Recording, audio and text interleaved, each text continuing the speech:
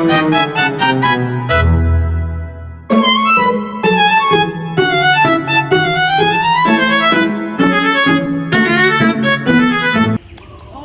teman-teman semuanya, bertemu lagi dengan saya, Adelia Agustin, mahasiswi Program Studi Pendidikan Ekonomi Universitas PGRI Madiun. Universitas PGRI Madiun berlokasi di Jalan Setiabudi nomor 85 Kota Madiun dengan Fakultas Keguruan dan Ilmu Pendidikan dengan salah satu program studi pendidikan ekonomi yang sudah terakreditasi unggul. Nah teman-teman, sebelumnya kalian pernah tahu nggak bagaimana sih perjalanan panjang perekonomian Indonesia hingga bisa sampai saat ini? Gitu. Mulai dari perdagangan rempah-rempah yang membuat bangsa-bangsa Eropa datang ke Nusantara, hingga masa reformasi yang membawa kita ke arah yang lebih modern. Nah, untuk itu, hari ini kita akan membahas materi tentang sejarah perekonomian Indonesia. Untuk lebih lanjutnya lagi, yuk belajar bersama kita. Masa Praemborium, perjalanan panjang perekonomian Indonesia dimulai jauh sebelum berdirinya kerajaan-kerajaan besar. Pada masa Praemporium, masyarakat Nusantara hidup sederhana dan bergantung pada alam. Mereka bertani, berburu, menangkap ikan, dan meramu hasil hutan untuk memenuhi kebutuhan hidup. Pertukaran masih dilakukan dengan sistem barter dan belum ada perdagangan internasional. Seiring berjalannya waktu, Nusantara mulai berkembang menjadi wilayah yang ramai dikunjungi pedagang dari berbagai negara. Letaknya yang strategis menjadikan kepulauan Indonesia sebagai tempat yang penting. Munculnya kerajaan-kerajaan besar seperti Sriwijaya, Majapahit, dan Tarumanegara yang menjadi pusat perdagangan dan kekuasaan. Pada masa ini, perekonomian mulai mengenal sistem pajak, penggunaan mata uang logam, dan hubungan dagang internasional. Masa kolonial. Pada masa penjajahan Belanda, sistem ekonomi berubah total. Perekonomian diarahkan untuk kepentingan penjajah, bukan untuk kesejahteraan rakyat. Diterapkan sistem tanam paksa pada abad ke-19, di mana rakyat dipaksa menanam tanaman ekspor seperti kopi, tebu, nila untuk diserahkan kepada pemerintahan kolonial. Pada pemerintahan Jepang, keadaan ekonomi Indonesia justru memburuk. Jepang memanfaatkan seluruh sumber daya untuk kepentingan perang. Rakyat dipaksa bekerja tanpa bayaran, bahkan makanan disita dan inflasi melonjak tinggi. Nah, jadi teman-teman di sini sudah mengetahui kan perjalanan panjang perekonomian Indonesia dari masa Praemporium, masa Emporium, ataupun masa penjajahan. Nah, untuk selanjutnya kita akan membahas masa perekonomian Indonesia pada masa awal kemerdekaan. Untuk yang masih kepo ataupun masih belum tahu, yuk ikuti belajar kita hari ini. Kondisi ekonomi pada masa Presiden pertama Soekarno, Indonesia menghadapi tantangan berat, terutama dalam menatapi perekonomian pasca proklamasi kemerdekaan. Indonesia ketika itu harus menanggung utang 1,13 miliar dolar Amerika Serikat warisan Hindia Belanda. Di sisi lain, banyak aset produktif rusak akibat perang, barang-barang kebutuhan langka, sehingga menyebabkan inflasi. Namun, berbagai gejolak politik mempengaruhi kinerja perekonomian.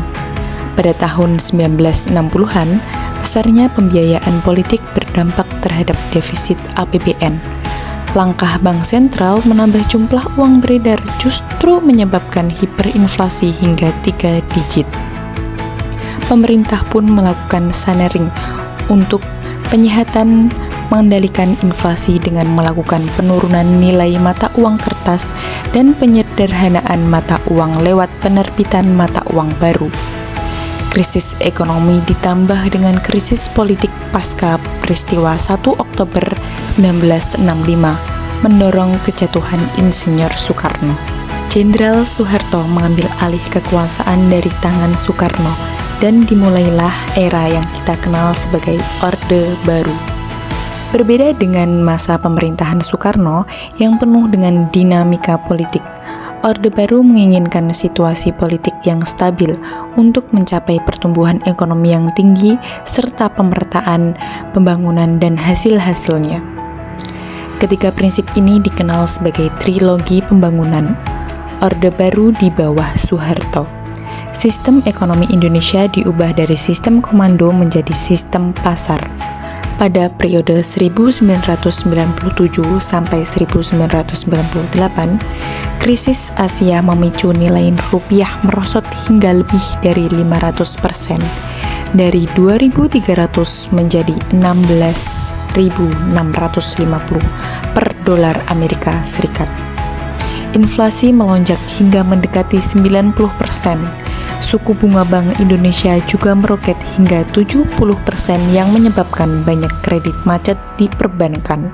Krisis ekonomi yang kelindan dengan krisis politik berkembang menjadi krisis multidimensi. Soeharto yang telah memerintah selama 32 tahun akhirnya menyatakan berhenti dan digantikan oleh wakilnya, Baharudin Yusuf Habibie. Masa era reformasi pun dimulai. Di bawah kepemimpinan Presiden Habibie yang seorang teknokrat, sejumlah kebijakan diambil untuk memulihkan perekonomian dan membantu membenahi kredit macet. Pemerintah membentuk Badan Penyehat Perbankan Nasional atau BPPN serta penerbitan obligasi rekap sebesar 650 triliun untuk menalangi utang perbankan. Dalam periode yang singkat, inflasi berhasil turun dari 78% menjadi 2%. Rupiah juga menguat ke level 7.000 per dolar Amerika Serikat. Pada masa pemerintahan Gus Dur, sejumlah kebijakan dikeluarkan untuk memberikan perlindungan kepada kelompok minoritas dan miskin, serta peningkatan pembangunan di wilayah perdesaan. Namun, upaya peningkatan ekonomi di masa Gus Dur terganggu oleh gejolak politik dan tidak harmonisnya hubungan dengan IMF. Gus Dur jatuh, kemudian digantikan oleh wakilnya, Megawati Soekarno Putri. Era periode Megawati ditandai dengan berakhirnya program reformasi ekonomi kerjasama dengan IMF. Namun, pemerintah tetap melanjutkan program reformasi ekonomi secara mandiri untuk memantapkan stabilitas ekonomi makro, melanjutkan restrukturisasi keuangan untuk meningkatkan investasi ekspor dan kesempatan kerja. Lewat pemilihan presiden langsung yang pertama kali digelar pada tahun 2004, Susilo Bambang Yudhoyono berhasil duduk di kursi kepresidenan selama 2 periode. Awal pemerintahan SBY merupakan masa kebangkitan ekonomi Indonesia pasca krisis ekonomi 1998. Didukung dengan berkah kenaikan harga komoditas ekonomi Indonesia tumbuh bertahap dari 5% ke atas 6%. Angka kemiskinan berhasil diturunkan dari kisaran 17% menjadi 11% ketika krisis finansial global terjadi pada tahun 2008. Joko Widodo menjabat presiden ke-7 pada tahun 2014. Mantan wali kota Solo dan gubernur DKI Jakarta ini mengusung program Nawacita dengan mengejar ketertinggalan pembangunan infrastruktur agar mampu berdaya saing tinggi. Postur APBN dirombak untuk mendukung kegiatan produk di samping juga menciptakan terobosan untuk menarik investasi serta menjalankan program-program pemerataan.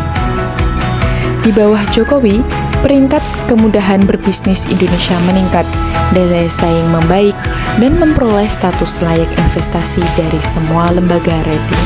Beralih pada masa pemerintahan Presiden Prabowo, kondisi perekonomian dalam setahun kepemimpinan Presiden Prabowo Gibran dinilai menunjukkan tren positif. Pertumbuhan ekonomi Indonesia di triwulan kedua tahun 2025 mencapai 5,12%. Capaian lainnya ialah terkendalinya inflasi 2,65% serta APBN 1,56% dari PDB. Bahkan, pada 10 Oktober 2025, IHSG mencatat rekor sepanjang masa di mana menembus di level 8,257. pemerintahan Prabowo Gibran memiliki target ambisius untuk menggenjot pertumbuhan ekonomi di angka 8% pada tahun 2029.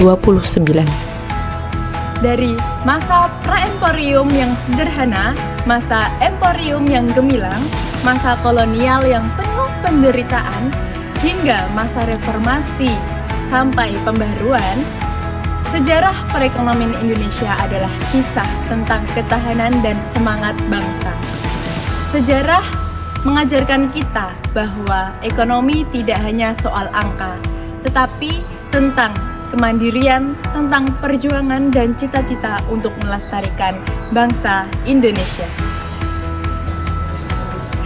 Dari materi pembahasan sejarah perekonomian Indonesia, semoga pembahasan kali ini bisa bermanfaat bagi teman-teman semuanya.